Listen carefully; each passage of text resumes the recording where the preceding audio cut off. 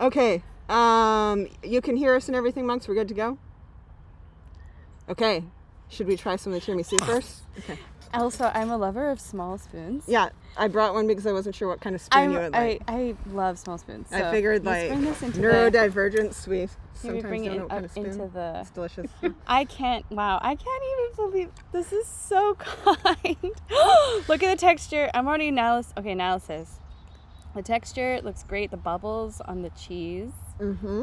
And I'm looking at the soakage of the cookies. Very nice. Very nice. Good. Very good. Ember, congratulations. Yeah.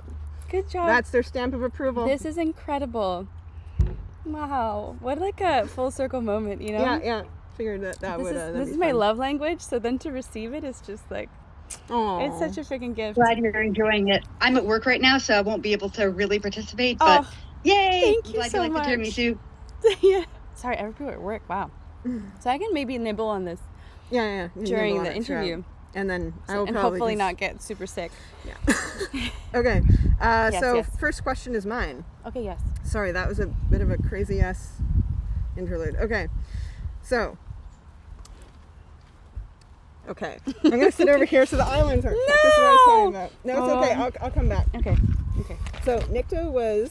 Yes. All right. This is the delusions question. So Yes. 208. She, you told us she had that whole big plan. You know, she wanted to get herself captured. Hell yes. But then once she got to the base, Yes. she was just like, "Rawr, Alder!" Took Yeah. that big ass wild swing. So my question is like, did Elliot tell you what her motivations were in that moment? Had she was that her plan to take her first shot she got? Like, did she think, oh, maybe they'll realize I'm not Tally really soon, or was she just like overcome with emotion? Well, am I supposed to? How do I answer? Do I answer okay. like looking over here? It's fine. I'll be back now. Okay, you'll be back. So definitely the plan was not to lose the cool. The plan was to, annihilate in a very non-emotional way. But there's so much history between Alder and Nicte that like in that moment, I think couldn't help just like going for it. That's fair. But I think then when Nicte's discovered, Nicte's like, well, I mean, this is a great opportunity to like create a moment. Spectacle, Oh, she definitely made a moment. And, like martyr vibes, like is like going to go down. I think Nicte's always looking for places like ways to escape. So even though there's like a capturing situation, I don't think Nicte's like, okay, I'm going to be fucked. Yeah. There's always a possibility something might happen. Yeah, so, like some hot redhead might person. like get you out of your execution. Exactly. Also, Tally. Uh-huh. So, there's the whole like, oh, Tally, let me, like, there's a possibility. There's always a possibility. Yeah. So, they had that bond already. Mm-hmm. Yeah. Monkey, who's next? Baguette is next. Hello? Hello? You hear me? I can hear you. I can see Alder with a baguette. Yes. But I know what you me. look like, so it's all good. First, thanks for being here.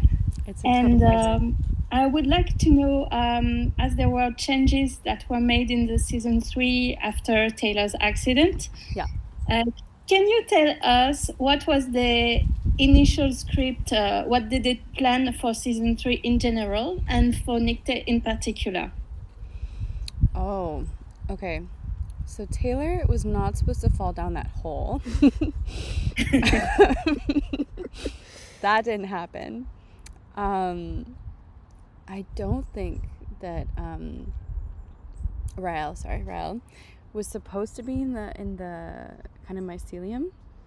I think that was kind of the way they were able to deal with the situation, that Taylor was still healing and create like a safer environment for Taylor to reintegrate into the show.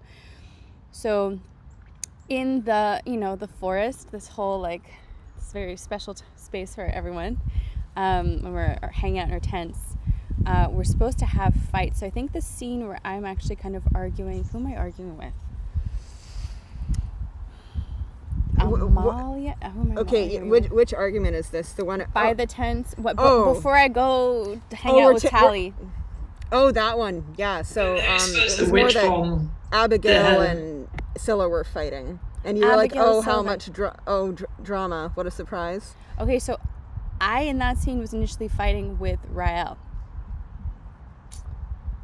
Until Taylor could not be in that scene anymore.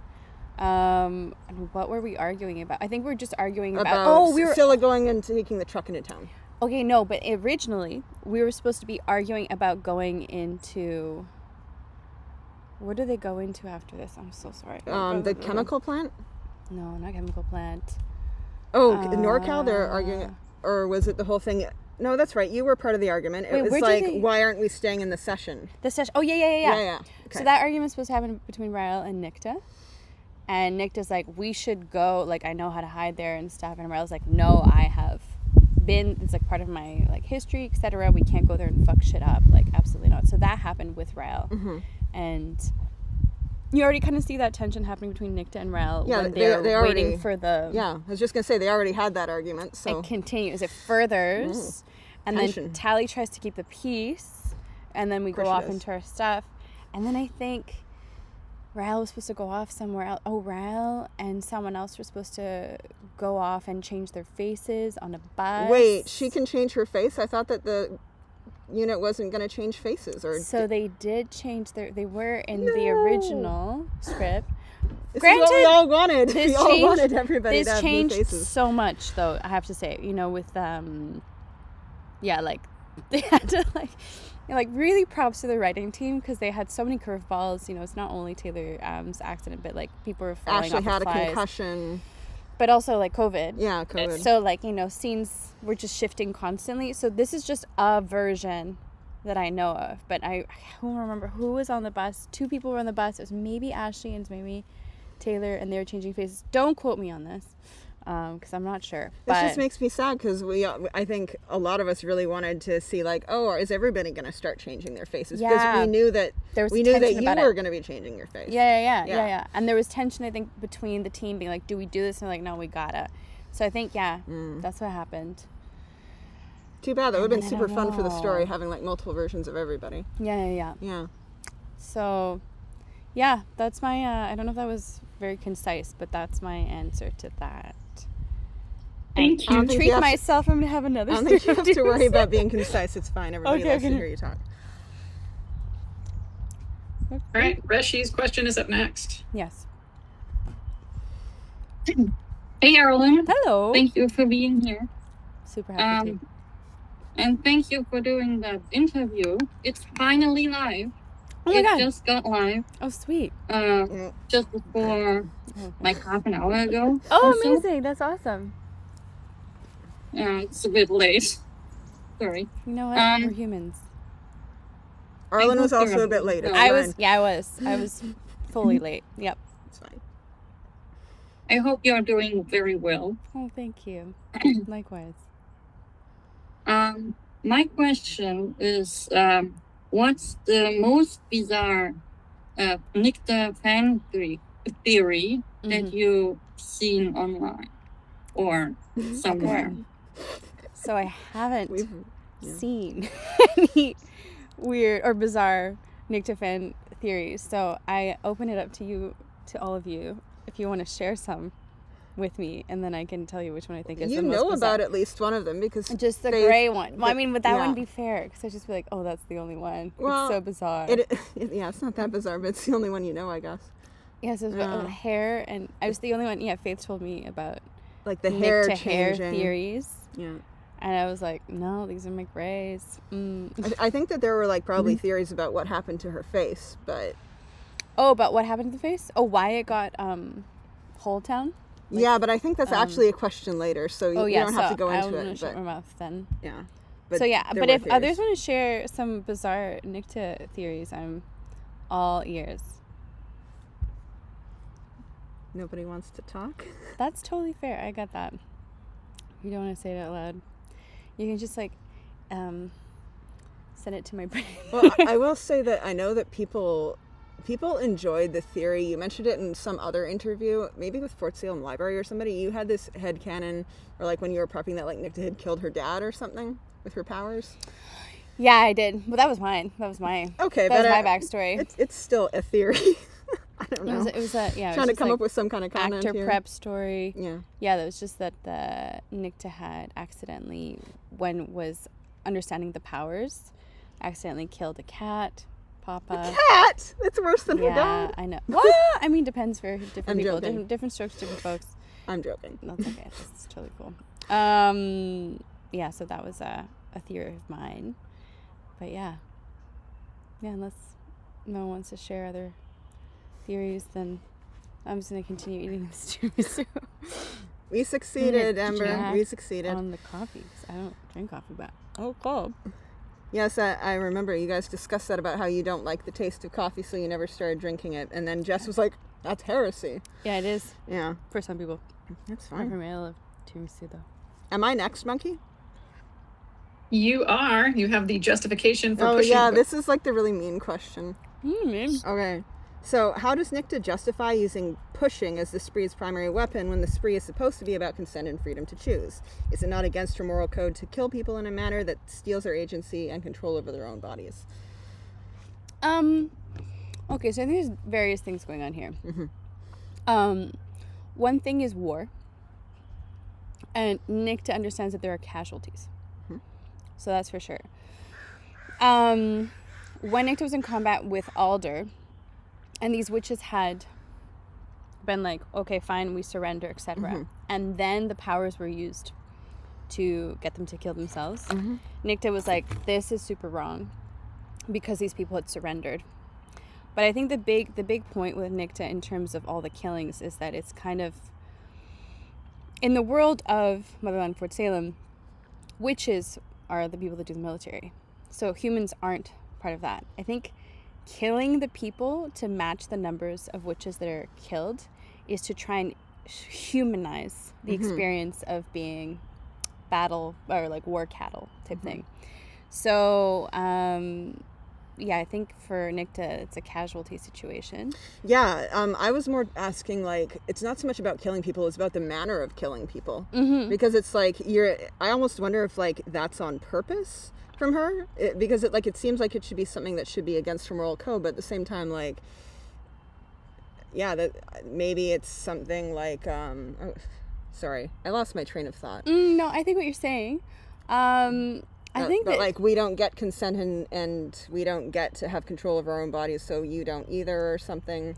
I think when you kill someone, that person doesn't really have consent to be killed. That's true. So I think the manner of killing to Nicte doesn't matter as much. I think where I understand where you would get the idea of the like morality for Nicte is about what happened in Liberia. But that wasn't so much about them killing themselves. It was more about them having surrendered. And being killed. Exactly. Oh, I see. So just to clarify, do I agree with Nicte? That's another thing. You gotta understand your character. But I gotta understand my character. And yeah, the morality isn't about killing, but just about people's choice in how they want to fight or what they want to fight for. And kind of the rules of war. But casualties falls into the rules of war for Nicte. That makes sense. It falls into pretty much all the time. That's not a mean question. It was an interesting question. I loved it. More tiramisu. I also For want moi. more Yeah, tiramisu. please. Yeah. Have more tiramisu. All right, are we doing the tense question, or are we going straight to Cleo's? The tense question. Oh, Okay. Now that some of us have been to the shooting location, we noticed that there was not room for many tents. Would you care to comment on the number of tents that Nicte and Tally had in their possession? there was only one tent. Only one tent. Yeah. Only one tent. It was a red tent for Red and Nicte. It was very... and it was a cozy tent. Yeah, it was small. It was a small tent. And it was a cold time. Yeah, I was going to mention that. Do you think maybe they had to snuggle a little bit to share body warmth? I mean, definitely. They don't have hypothermia. Of course not. No, it's very practical. Absolutely. You gotta share it. This is share a the body practical heat. situation. Yeah, for sure. This is basically what fanfics are made of, so I'm glad you're on Oh, board. good. This Yeah, is I mean, how things happen. the answer truly is there was just only one tent. Yeah, only one tent. Okay, this is from Cleo. question. Is there an action that Nicte has taken that you would have changed, maybe to alter the outcome or to portray the action in a different way? Ooh, within Arlen's rationale or within my rationale of Nicte? Oh. Like, what would I have done? I think it's what would you have done. I'm going to say Either. Because what I would have done a lot of different Hang things. on, I'm going to... Yeah, but no, if it's like... Okay, is there an action that Nicte has taken that you would have changed, maybe to alter it? So I think it's about you. It's about me? Okay. So, like, what would you have done differently? What is one thing that she has done that you would do differently? Okay, let's get into this. So many to choose from, right? Okay. Well, if you're going to organize a revolution, I think the most important thing is to bring people together rather than, like, break people up. So, and I know that can be very hard because there's a lot of differences and a lot of pain, especially when people have been murdered and history has been quite unfair. But I think my vibe is more bringing as many people together. So I would have tried to bring more humans into the mix. And so I get the symbolism of like tit for tat in terms of casualties, but I think there'd be like another way of doing that would involve less people dying and getting more favor for the cause. So try to get some of the humans on board instead of like using them as fodder. Yeah. Yeah. And also going to therapy to work through the stuff with Alder, because like that definitely got in the way of the mission. They could have used some couples therapy, honestly. Well, both of them truly, I think, got lost in their kind of spite and hatred for each other and lost track of what they were both fighting for.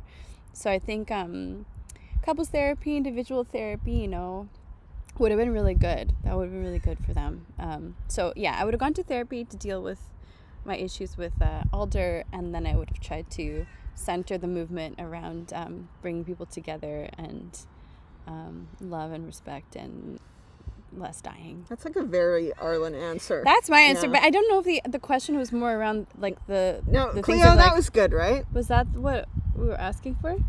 Cleo, hi Cleo. Okay, can you just thumbs up at the camera? I'm not in the chat. Was it good? Okay, good. Oh, that was great. Okay, good. Okay, cool. Right.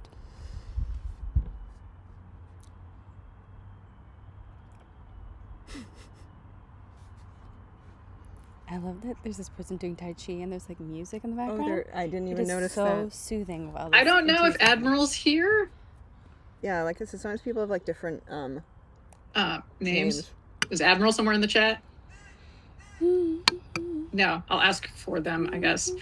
Given how season 3 ended and the support for the show, do you think that there's potential for more from the Motherland Fort Salem universe in the future? I mean, from what I know in the industry, like there's definitely spin-offs that happen.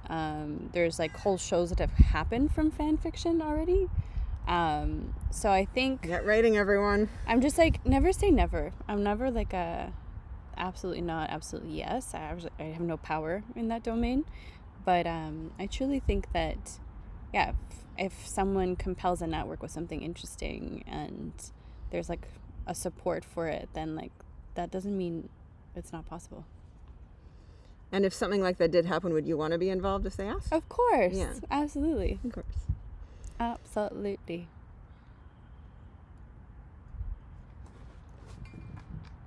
All right, next up is Weach. Yes, Weach.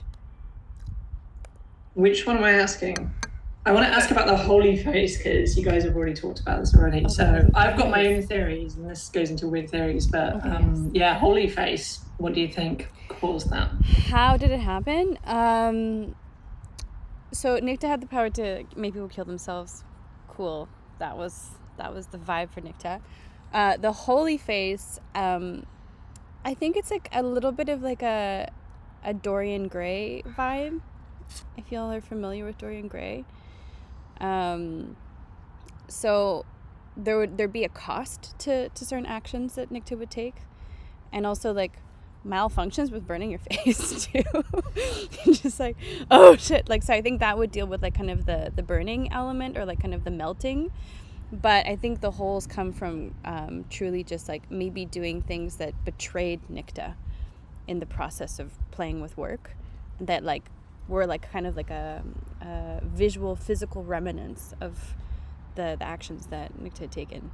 So like multiple incidents with the face. Yeah. Not one, like multiple. It was something over time. And in that scene with Tally, Nicte is just like, oh my God, what were my lines? Is this what you want? Is this what you want? It comes at a cost.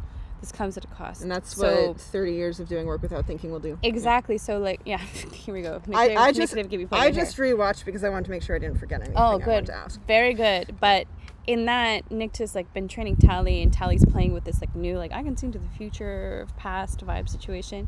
And I think with that, Nicte's just like, I mean, the military creates like a safe space for witches to play within their powers, and they've also kind of like restricted to some extent what powers each like witches fall into. They're like, oh, you guys are this or that or whatever, and that's why when we see with Rael's kind of like going off the scheme, Alder like personally is like, okay, let me help you develop this, because when you're young and you have that kind of power, you need some kind of container to protect you in that.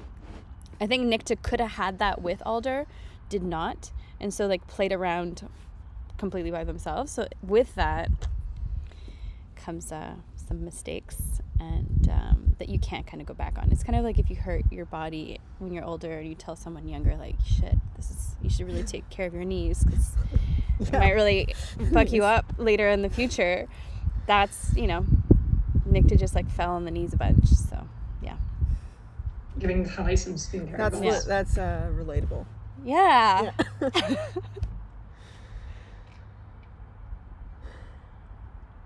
Jo, this is your pinch hitting one. Oh, right. Pinch. I'm asking one for Faith because. Oh, right. Yeah. Sending health to Faith. Health. Okay, so this is also about the delusions episode. Yes. The question on this one is, how much control did Nicte have over the delusions in the forest? Did she watch them play out? Was she an active participant? Because there was a lot of things happening at once. Yeah. So, with the power, you can just have people go off and do their thing. You don't have to be present or watch or what's going on. But part of the reason why Nicte is like somewhat struggling, because Nicte pretends to struggle for Tally in the forest. When Tally's like, your powers are too strong, and Nicte's like, I'm having a hard time. That's a lie. But Nicte is doing a lot of things at the same time. So it's not maybe like, oh, I'm having a hard time. It's just like, oh, I'm kind of like semi-half focused type thing. So Nicte was in there, specifically with the one with Tally. Nicte's in there playing Alder. And with the others, because Nicte wants to get to know who the opponents are, Nicte plays Rael's mom in Rael's delusion, and then plays Abigail's cousin. Her cousin wasn't in her delusion. Wasn't it? No, it was Petra and Minerva, her mom and her grandma. For Abigail? I think her aunt too. And her aunt? Oh yeah, her aunt was there and her dad's. Okay, yeah. Then it was, but like usually like tries to pick a key figure in each of them to be like, to observe. So I think maybe she observed more in Abigail's, but in Rael's was like fully the mom. Oh wow. And then didn't realize that one. that was a harsh one. Yeah. Tally's was more just amusing and kind of gives us interesting, like if she's playing Alder, like Nicte knows Alder pretty well, and so it's quite funny, like, watching her play Alder. Yes. Well, also, like, you're kind of tapping into people's weaknesses. Part of that power is going into being like, what are the things that people want? Very kind of socio-psychopathic vibes. Because you're just like, okay, what do you want? How can I manipulate that? Some you could say that, like, Tally wanted Alder, but I think more in that one, it's more about like what Alder represents to Tally, what Tally wants to learn and have. Mm-hmm. But then it gets a little twisted. Well, she does say like, you've wanted this since you got here, you want to be me. Yeah, exactly. So like she understands it on some level. Tally, yeah. There's like an idealization of what that position of power could be. Mm-hmm. But yeah, it's very multifaceted and layered. So you helped Lyne play Nicte, right? I think you mentioned this one. Yeah, Lyne reached out to me to just talk about Nicte and like how Nicte I mean, a lot of when Tally also and Jess also played, they wanted to know like what's like a key thing for Nicte, and for me it's just like grounding in the stare, like finding that position. Jess also played Nicte very well. Yeah, Jess also did as well, but Lynn wanted to know so that she could take Nicte forward in that scene. And I actually don't know if the intimacy in that scene was written as such. I think like Lynn and Jess went for it. I think that Lynn said that she told Jess ahead of time she just wanted to fuck with her. Yeah. Yeah. Because she was in Nicte vibes. Nicte Honestly, mindset. though, that is what Nicte would do. Absolutely. Nicte loves fucking with people. Absolutely. Yeah. So, gorgeous work, Lynn. She's a professional. Zena, you are up. Hi. Hello. Okay, my question is, if Nicte was not currently at war, what kind of music would she like to dance to? Okay, and who would be her favorite? So Nicte, Nicte definitely loves like Vivaldi and like opera for like intense brooding and like pumping up. But for dancing, kind of like do you guys know XTC Making Plans for Nigel? Okay, look it up. That would be more like Nicte's dancing vibes. Weach knows. But what would that be like? Punk rock. I'll look up the genre on Spotify and tell you. Something. Yeah, let me In a know. second. I feel like she would enjoy punk rock, yeah. But it's like it's kind of like 80s-ish. Okay. Weach will let us know. But Making Plans for Nigel, look it up. Nicte would I think Nicte would be like, no, I won't dance. You put that song on. Nicte would be like, okay, fine. It's Making Plans for Nigel. But yeah. All right. I love it. Thank you. No problem. Thank you. All right, Jo, you're up with the post-season 3 Again. The spin-off sun is coming with out. Wade and I can M. feel It's it. getting warmer now, Yeah, I yes. love it. Okay, this is the post-season 3, you said? Okay, so, this is one about Nicte and Wade and M that I mentioned. So what do you think? Nicte and Wade just had, kind of an interesting relationship there at the end with, the tension between them, but seemed almost like grudging respect, it seemed like. Yes. So I wanted to know what you think the personal and professional dynamic is like between them. Nicte, yeah. Yeah, when she works for her. So I think Nicte will always have a wry kind of sense of humor, smile, vibes. But there is a kind of respect and reverence for Wade, and also Nicte's in a different place. Like Nicte, when we meet Nicte at the beginning, is very kind of fuck to everyone. But having been with the crew and kind of faced the cost of the lives that were taken, I think Nicte starts to really self-reflect. Maybe's on the way to therapy after this, but feels remorse. And so I think that lowers the status with Wade in a way. Not completely, because Nicte's always going to be hi, what's up? So there would still be joking and whatnot, and I think Nicte still would want to do things her way. Yeah, of course. But would take Wade's opinion into consideration and want to prove to Wade that Nicte wants to change and do some cool work with them. And then the other half of that question, come on. So then, do you have any thoughts about what M and Nicte might have been like if they worked together, because they both work under Wade? Because, a lot of us consider Nicte to be non-binary as well. So we all kind of wanted to see that, NB team up if there was a season 4, which, alas. But we were, you and M didn't get to interact really much at all on screen. You were, on screen together a handful of times, but you never actually talked. And it's sad, because you guys were, besties on set. We're still besties. Yeah. Let me think. So I think, M was the secret agent, what do they say, detail? The detail? Secret Service type person. Yes. Yeah. So I don't know if M would trust Nicte to start off. I think M would be like, what's your jam? M was also trained to fight the spree for the majority of their time at War College. So, they're still quite military, and on top of it, they have more. So I think maybe the beginning would be a lot of suspicion and being you need to prove yourself. So maybe it would be a cool arc in having to prove and then eventually like bonding. And I don't know if M would take like Nicte's shit. No, I don't think they would, which would make it super fun. Yeah, so then Nicte would be like, I don't know how to deal with you because you don't like my stupid humor. So, you know what? Maybe they wouldn't get along. I would like, I'm biased, and I'm like, yes, and I love each other, but I don't know if that would translate with M and Nicte. I mean, maybe over time. Maybe over time, but I don't know. Just lock them in a room together and make them get along. Like, give them a get along shirt. Now. Yeah. Yeah. Because I mean, with some Scylla and Nicte have points in common to have to like kind of sort with each other. But yeah, because I was thinking like they were kind of locked in that situation. Or are you talking about when they fought in the barn? Or? Yeah, but I mean like they were kind of locked up together, so they had to kind of like so they had to team up, yeah. They had to team up, and but with M, yeah. Anyway, those are thoughts.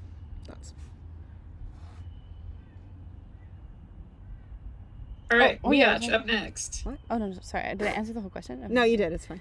I gave you both parts. Oh, okay. No. Just went down a bit of ecstasy rabbit hole. Yes. What is it? So they're technically new wave and post-punk, but it's basically a band that just a British millennial who grew up 30 miles from where they were formed would know. But unfortunately, I am that person, so I know them. Yes. Anyway, question. I have to look it up because I forgot what I actually wrote.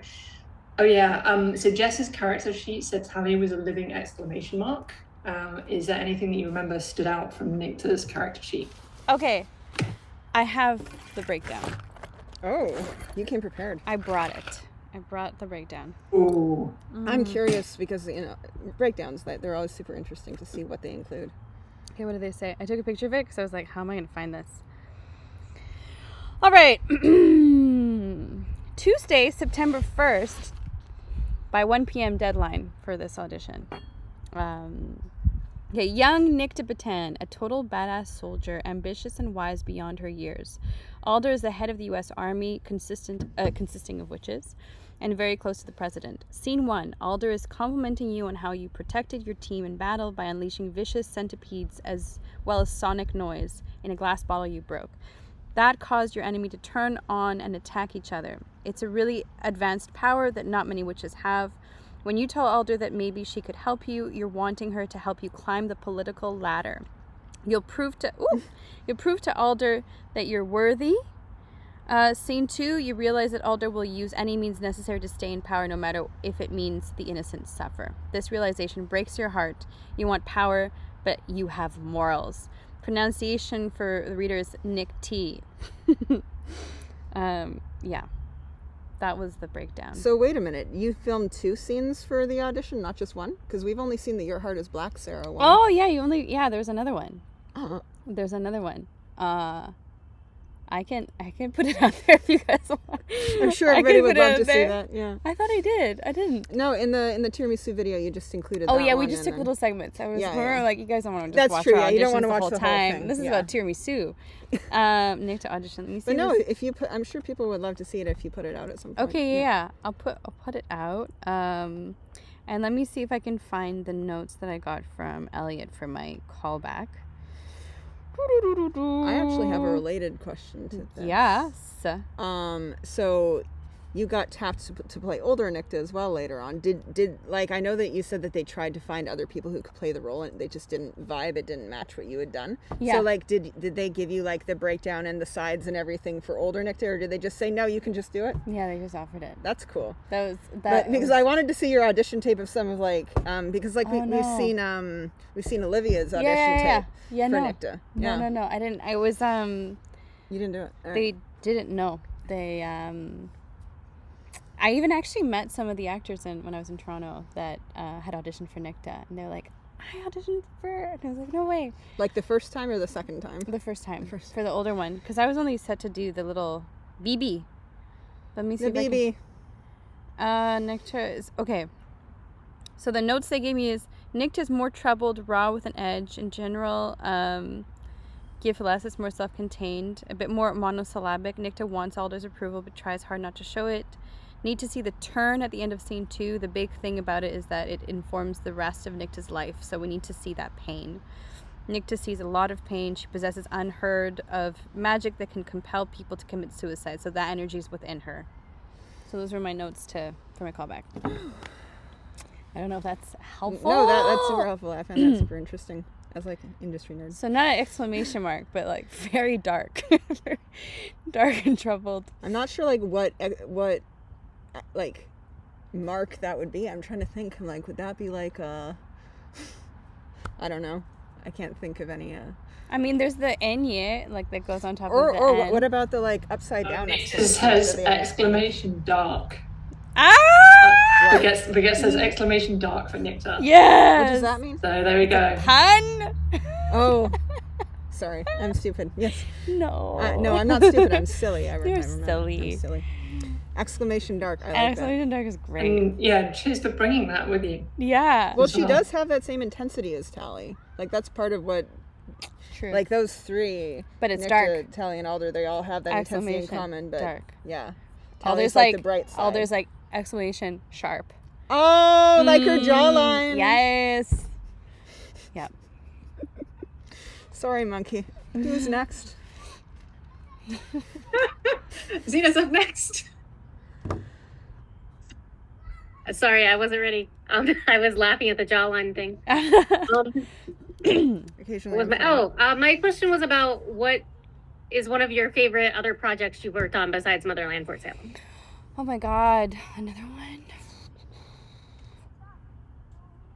Honestly, like I think projects. I actually didn't think. Or about this. film or show or whatever. Yeah. I think for me, it's just acting is obviously so fun, but it's more like it's also like the people that you work with, like the whole crew, the cast. You become a family. And I really have like on a lot of the stuff that I've worked on. So I'm like, what did I like more? Do you mean like experience or character? I mean experience, but both, either. Both? Whatever is easier.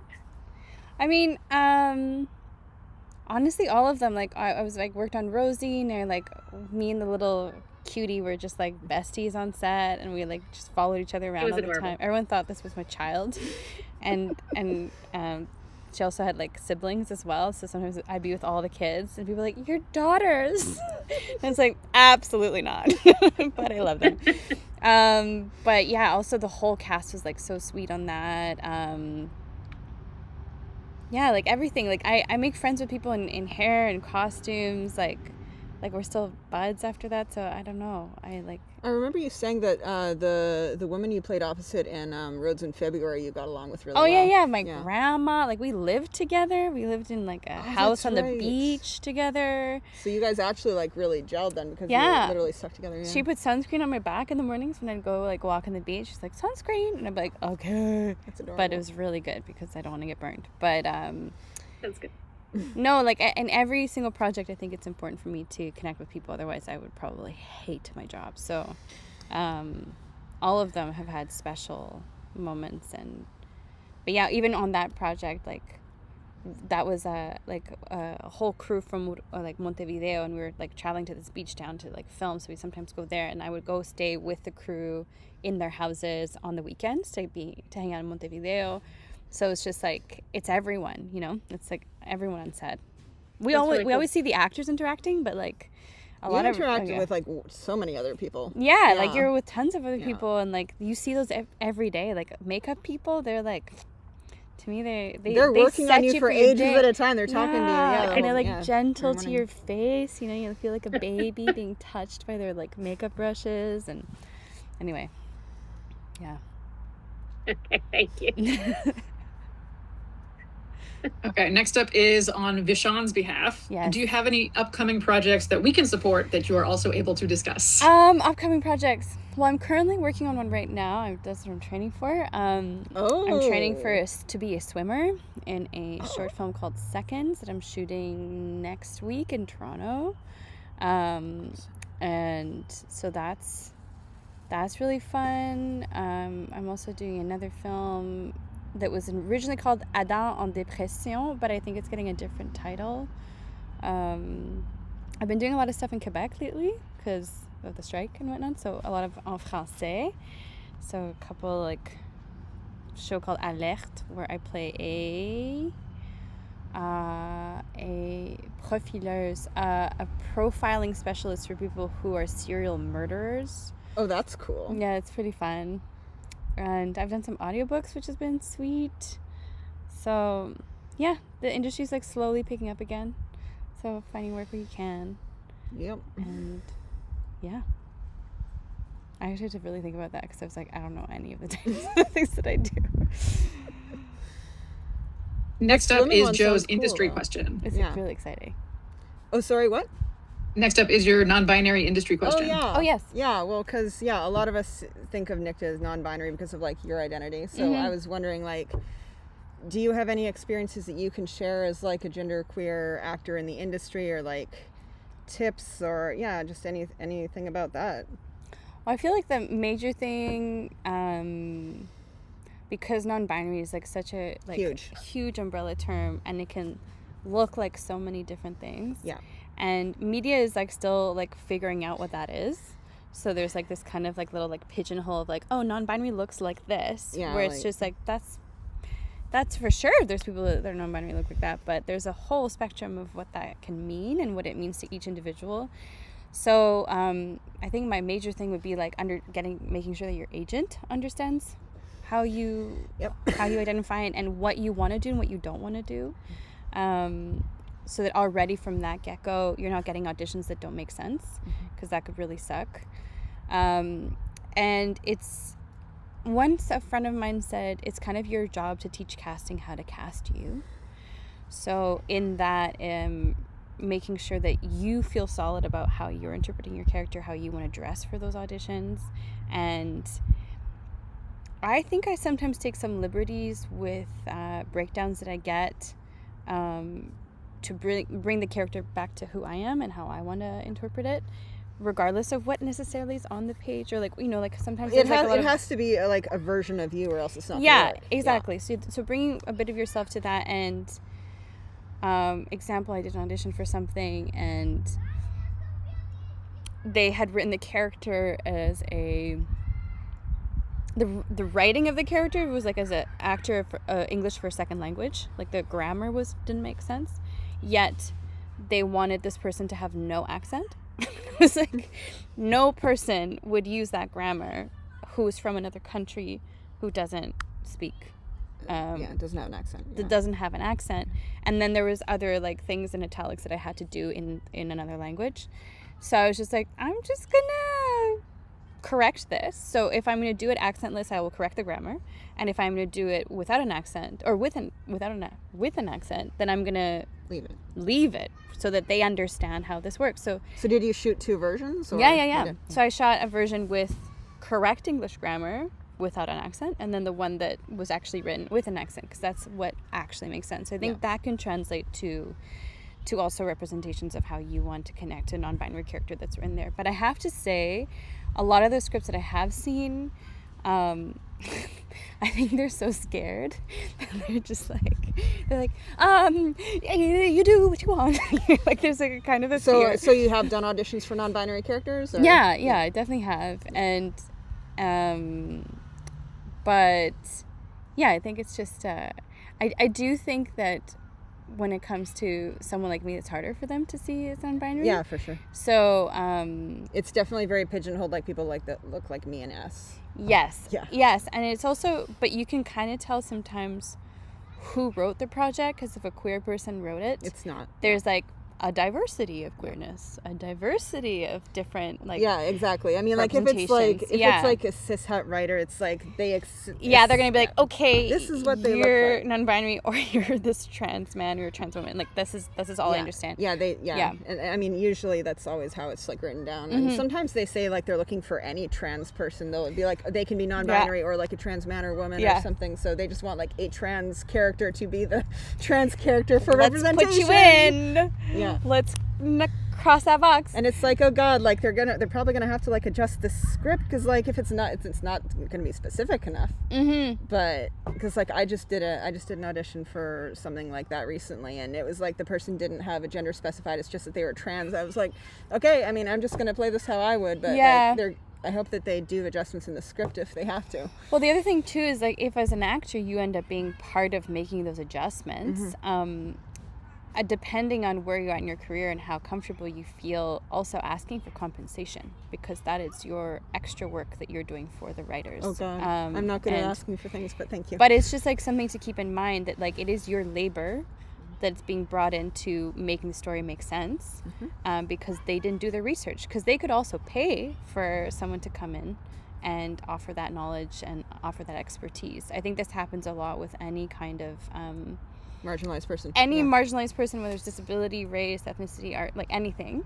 So you end up having to do all this extra work. You're doing the work. And I think in the past, prior to like the world having an opening about race and gender and Indigenous issues in general, then when you would offer that work, it was usually met with a lot of resistance. Yeah. Now it's kind of like, oh my God, yes, please, please, please. They want all of it. And that's great, but don't be taken advantage of in that. But I also understand that, you know, if you're coming into an industry and you're just starting, that might not be the easiest stance to take. So maybe don't. Up to you. Each individual decides what they need. But if you can, I just think it's important to get compensated for your work. No, you're totally right, because then you're like an actor and a consultant. Yeah, and a writer. So like, I'm fine with the writing part. But yeah. We should get paid. Right. Get a credit. The next one is for Arlen, not Nicte. I think it's from Revan. It's what is your favorite fruit-based candy flavor, like apple, watermelon, grape, etc. Watermelon. Watermelon. Okay. Yes. Without a doubt. Okay. And then this is on Faith's behalf. Is Faith chiming in? Is Faith here? Faith's there. I see Faith, but maybe Faith doesn't want to be seen. I will try not to cough on you. Sorry. Oh. I just wanted to know if Nicte had succeeded in ending conscription like 10, 15 years prior, or if it was never mandatory to begin with. How do you see their life changing, or what type of person do you think Nicte would have been? If Nicte achieved it?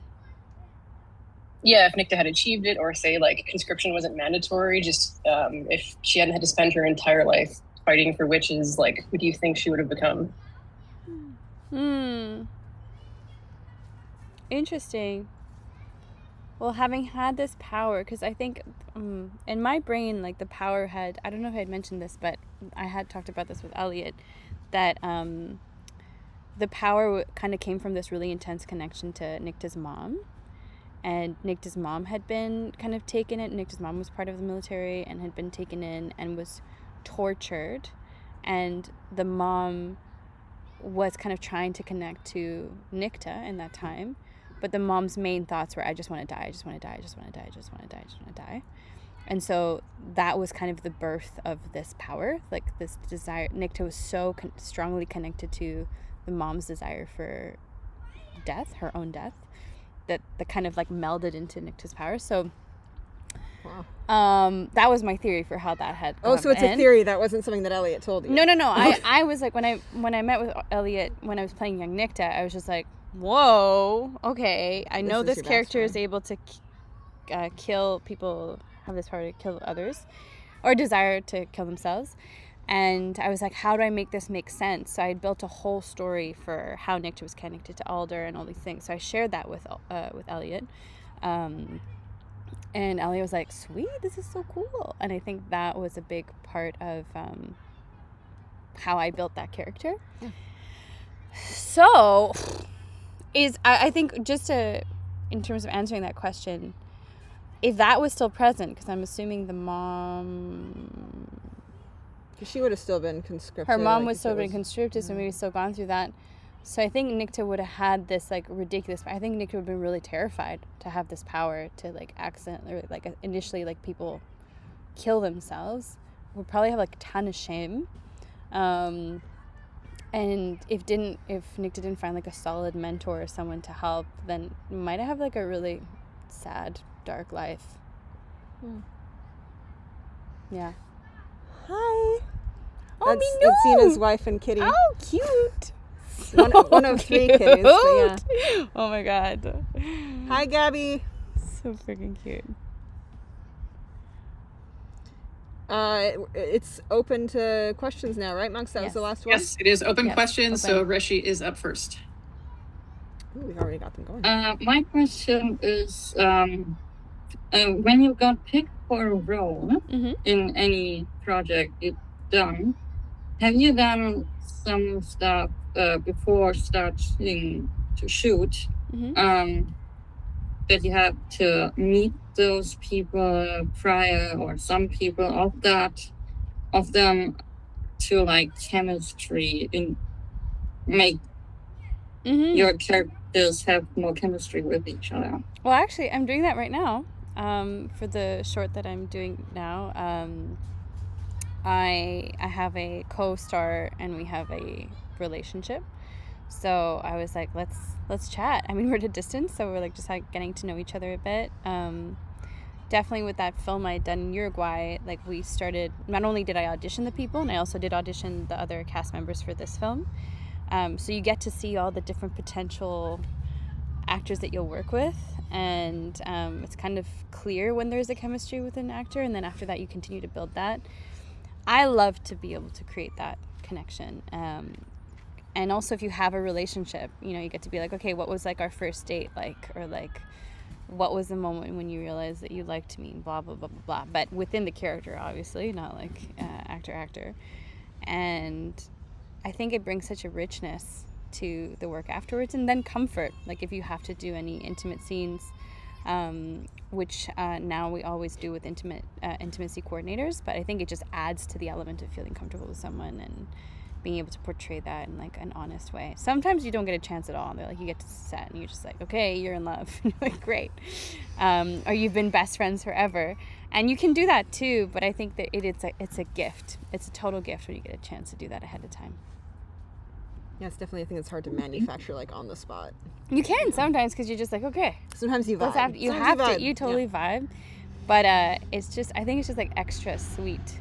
In theater, you get to do that a lot because you're getting to know your cast members. You're doing the scene over and over and over again, and then you're on stage. You're discovering new things, so you really get to build that over time. And if you're doing a series like over like multiple seasons, you really do get to like enrich those relationships and talk about your characters. But with films, I feel like I've had more of that experience because in the film context, the actors, like, we have time before you start filming to like prep and connect. Versus like on a series, if you're like a day player, like somebody who just plays a one-off, Yeah. you're just in and out, and it's like, Absolutely. okay, I guess I got to manufacture whatever Yeah. it is. So like being like a regular in a series would be like Yeah. a dream. So it's really cool that you got to do like. But I try, even as day player, I had to do Reacher, and on Reacher I had to do the scene where my boyfriend had like been gone, because I do a lot of like girlfriend whose boyfriend is not Is well. this the one where you were running from the cops? Yeah. My multiple running. I'm always You're always running. running, yeah. I run in almost every freaking. Are you running thing in the swimming movie? No, but I'm swimming. You that I'm counts. swimming fast. Yeah. But in that one, I remember I got to set and I was supposed to like, you know, feel this huge connection to this person, and I, you know, did it for my auditions. But we weren't ever working together except for we had to take some couples pictures together. Oh, okay. And so I was like, hey. And then we talked a little bit, and I was like, what do you think? And we kind of built a little bit of that. Like, oh, did we meet in this bar? Like, what we did. Oh man, if they met in the bar, that would have been juicy. But we did. Yeah. We built all of that story. So then, and we spent together that time figuring that out in the bar. So then when I had to do the scene, I could just like imagine him like sitting there, and it just like it. You felt connected felt to the setting. more. Yeah. So, yeah, it's a great question. Thank you. All right, Zena, you are up next. I'm always like, where? I was going to tell Taylor to go, but it looks like they're still debating. Okay, so I just wanted to know, Arlen, are you into tarot readings and oracle readings or anything like that? Yes. I'm always. We have tarot parties in the Batcave, and we do readings for each other. Oh, all the time. really? We could do one night. Yeah. Oh, well, yeah, I am. I totally am. Are you also into astrology? Because there's some real astrology nerds. I mean, I don't know very much about it. Like, I'm like a very open person. Like, I'm like a never say never type human being unless it's involving hurting someone. But which is why you played Nicte so well. Yeah. Right, perfectly. Excellent. But no, I love, getting into all kinds of things. So I'm very open. You should join us for one of the calls. The then tarot we readings. give each other readings. It's really cool. When do you do the readings?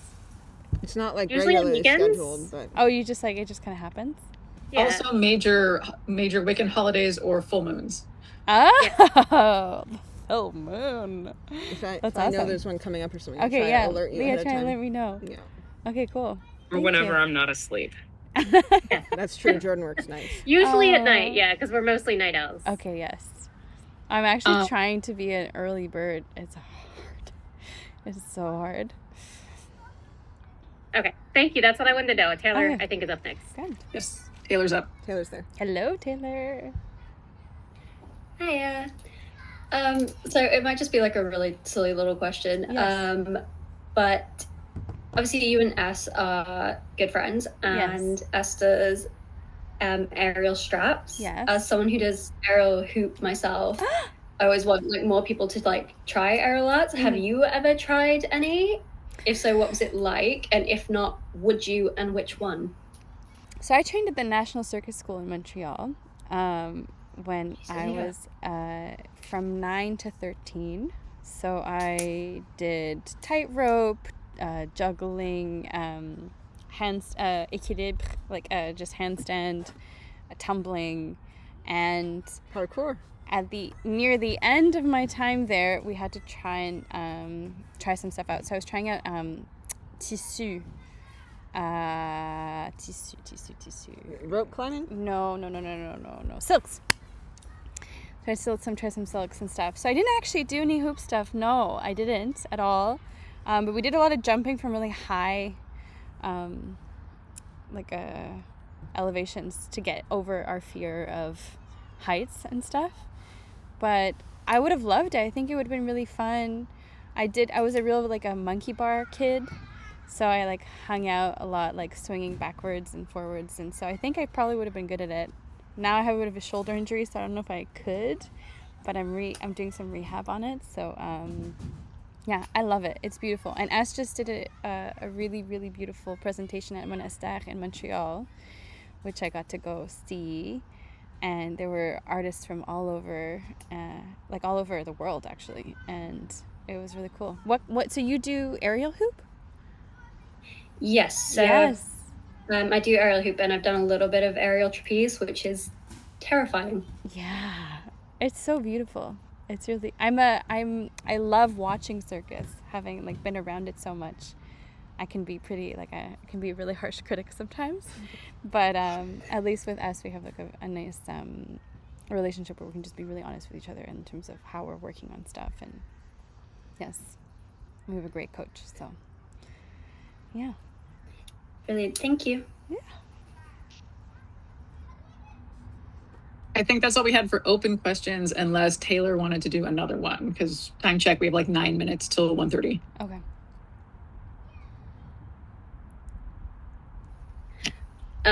Yeah, I did have a second question. Back again. So I think earlier Jo was talking about the scene where Nicte and Tally were in each other's bodies.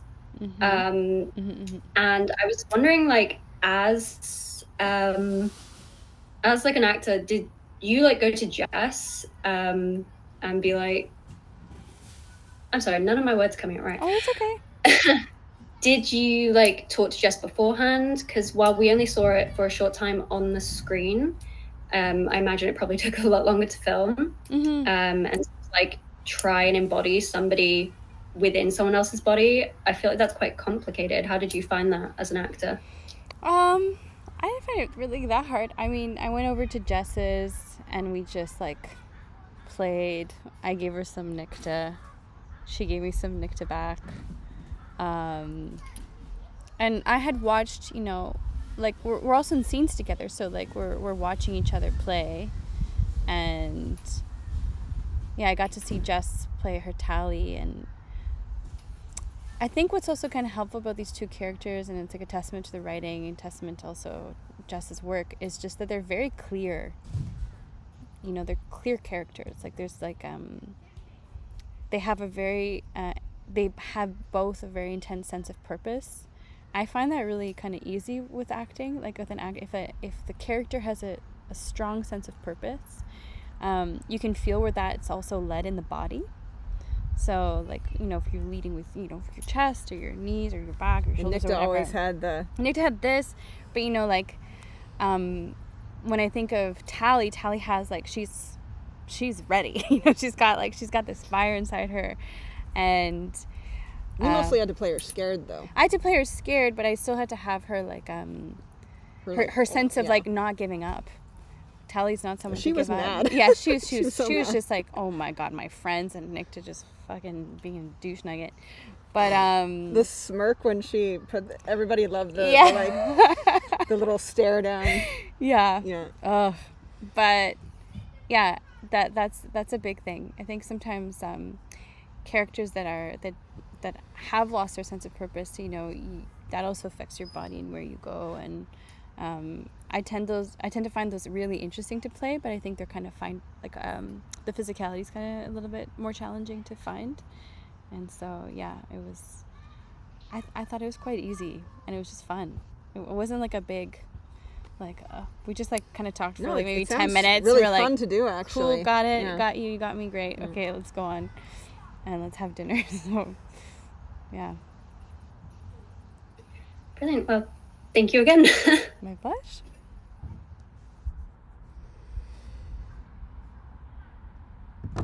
Down to 5 minutes. Down to 5 minutes. So I think we're 5. Yeah. If there's any more questions, we'll take those. But Arlen does have to jet real quick. So, Is there anything else? Rashi. Yes. Oh. I would have one. Yes. A quick one. Would you drive anywhere for a role? Would I drive? Anywhere in the world? Would you travel anywhere in the world for a role? Yes, for sure. Absolutely. I love that. It's my favorite thing. Okay. Go on. No, sorry, go on. Another one, quick one, just popped in. Would things change for you if, let's say, a crew wants you play a character, not that it would be different than you have to audition?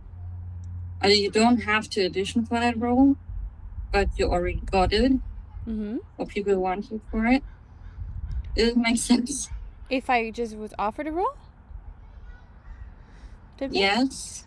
Will it be different than when you have to audition for it? For sure. I mean, it can be really nice, but I think I also want to know if I'm right for the project. So I think when you audition, you have that buffer to like audition and then get cast, and you can decide if you want to do it or not. If you be like, okay, this is a cool team, I want to work with all these people. Generally, you do that research before you audition, so you know that. But like, it does give you some buffer when you're offered a role,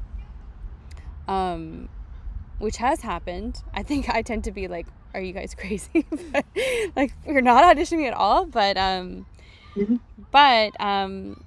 I think it just brings like another sense of responsibility. You're just like, oh, you just trusted me with this, so I gotta step up. Yeah, pressure's on in a way. But I'm open to all of it. Yeah, I like all options. Jordan, did you have your hand up? Is that no? You're muted. Muted. Can you hear me? Yes. Hi. Hi. I have a question from someone else who doesn't want to speak. Totally. And they're asking, after the gaming strikes, is there a game franchise that you would like to be a voice actor in? Ooh. Oh my god. So the terrible thing is I just don't know very much about games. But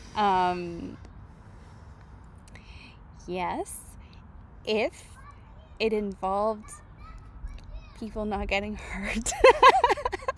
Which would be really hard. No, that's wrong. Because there are some pretty cool narratives where people do get hurt. I think it's just like the kind of like killing people like type games that are not my I would not want to be part of. More like a story-based game. Yeah, story-based game, but like kind of shooter games is not my thing. Yeah. No, shooter games are my thing. But otherwise, I think, there's what's cool about that is you get to transform a bit more. So it's kind of like theater meets TV film because you can suspend belief because they change the way that you look a little bit.